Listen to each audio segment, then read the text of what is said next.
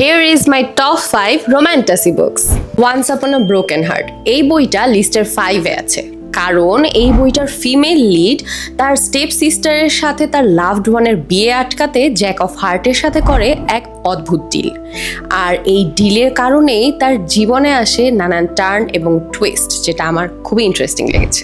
Dance of thief, এটার female lead একটা ultimate ব্যাডি, কারণ ও একটা জাদরেল পকেট মার থেকে হয়ে যায় রানীর সিক্রেট মিশনের এজেন্ট এবং সেখান থেকে ওর দেখা হয় জেসির সাথে।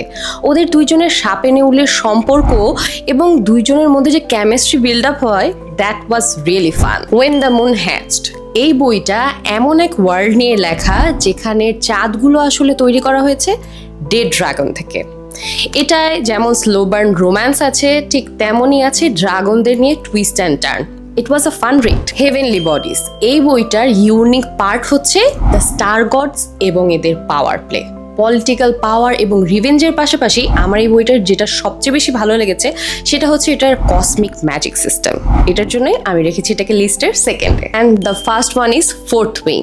এটার ফিমেল লিড যেভাবে ফিজিক্যালি উইক হয়েও মেন্টালি স্ট্রং থেকে নিজের ইন্টেলিজেন্স দিয়ে সব ধরনের অবস্টাকল পার করে এবং ড্রাগন রাইডার হতে থাকে, দ্যাট ইজ মাইন্ড ব্লোয়িং।